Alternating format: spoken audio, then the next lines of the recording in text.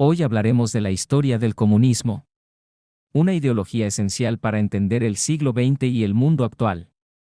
Aunque este tema puede generar controversia, trataremos de abordarlo objetivamente. Así que si estás interesado en aprender sobre este modelo de gobierno tan famoso, quédate hasta el final y resolvamos este dilema. Antes de entrar al vídeo, considera suscribirte a este canal y no te pierdas ningún vídeo. Comencemos. A lo largo de la historia, hemos podido encontrar pequeñas pinceladas de sistemas políticos que podrían tener algún elemento que más tarde tendría el comunismo. Sin embargo, el comienzo del comunismo se encuentra en el siglo XXI, con la revolución industrial y la creación de grandes fábricas y minas que generaron una clase social urbana viviendo en condiciones completamente inhumanas. En 1848, Karl Marx y Friedrich Engels publicaron el Manifiesto Comunista, que establecía dos puntos fundamentales para el comunismo: la nacionalización de los medios de producción y transporte, y la derrocación violenta para instaurar la dictadura del proletariado. Marx creía que esto acabaría con la explotación de la burguesía al proletariado y, por tanto, se acabarían las clases. Las ideas de Marx y Engels se extendieron rápidamente por la Europa industrial y llegaron a países del este de Europa, donde el comunismo no parecía tener mucho sentido en un principio. Sin embargo, algunas de estas ideas calaron en estos países.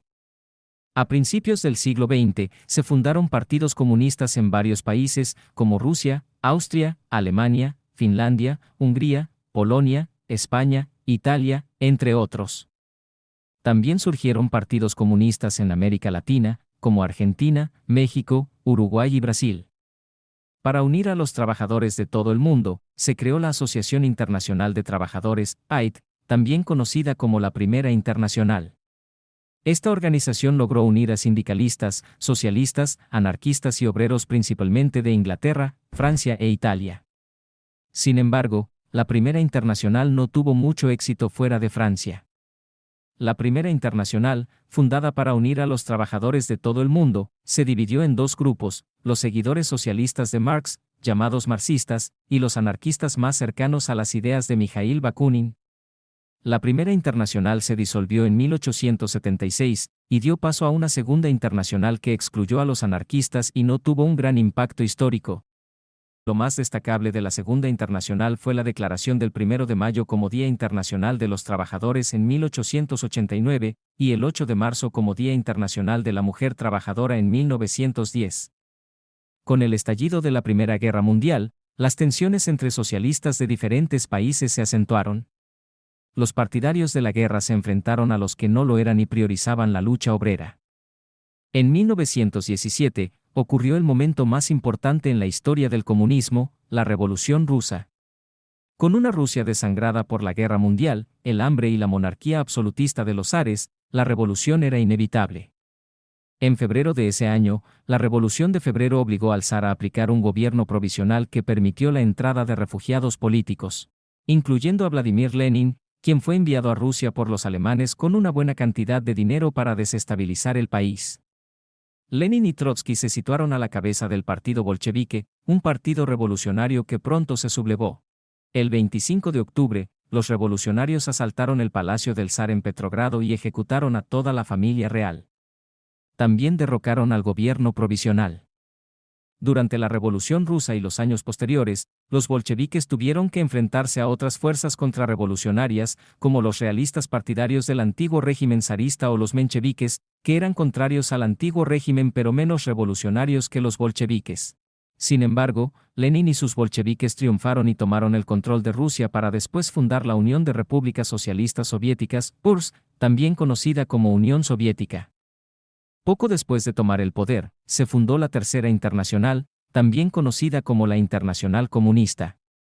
Coincidiendo con esto, comenzaron a surgir partidos comunistas en muchos lugares de Europa, como Suecia, Finlandia, Austria, Hungría, Polonia y Lituania.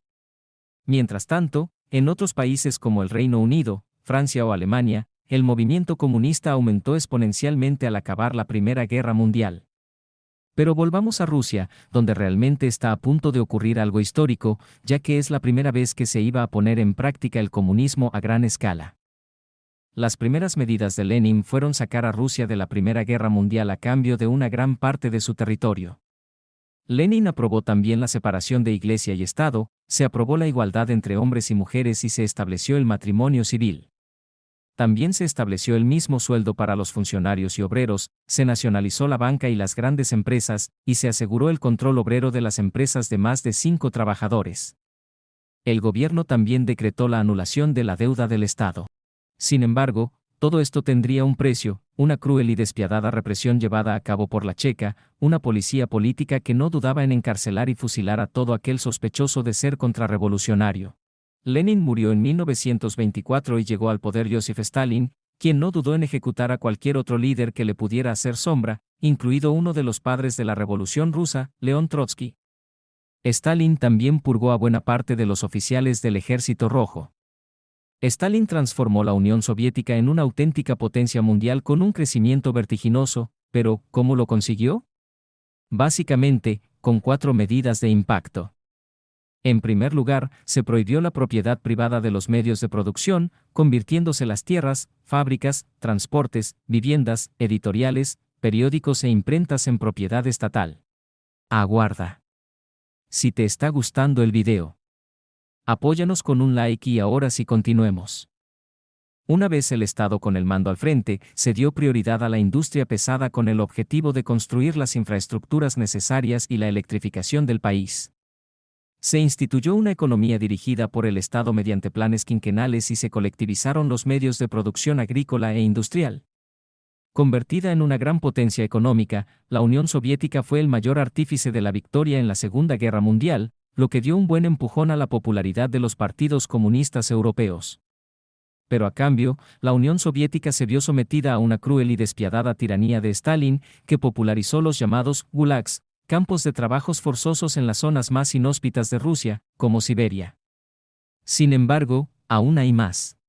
Según varios historiadores, Stalin es responsable de la muerte de más de 20 millones de personas, convirtiéndole en uno de los mayores genocidas de la historia.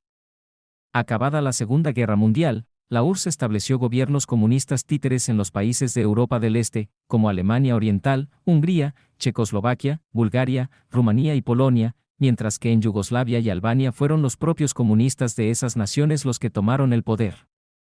En 1949, tras una guerra civil, el Partido Comunista Chino también se hizo con los mandos de su gobierno, creando un nuevo tipo de comunismo llamado maoísmo, en honor a su líder, Mao Zedong. El maoísmo se diferenciaba del marxismo-leninismo en que con Mao no es el proletariado el eje del sistema, sino que lo es el campesinado. Las reformas agrarias fallidas y la cruel represión del régimen de Mao convirtieron a este en el mayor genocida de la historia, ya que se calcula que Mao fue responsable de la muerte de más de 70 millones de personas. La Guerra de Corea, que estalló en 1950, evidencia la Guerra Fría, que es muy sencilla de explicar. Después de la Segunda Guerra Mundial, hay 2 bloques de países con 2 modelos de sociedad completamente diferentes. Por un lado, están los países capitalistas, con Estados Unidos y la Europa Occidental a la cabeza, y por otro, los países con gobiernos comunistas, con la Unión Soviética y China como mayores exponentes. En 1955 se firmó el Pacto de Varsovia como un acuerdo de cooperación entre las repúblicas socialistas del bloque del este de Europa liderado por la Unión Soviética, con la exclusión, eso sí, de Yugoslavia.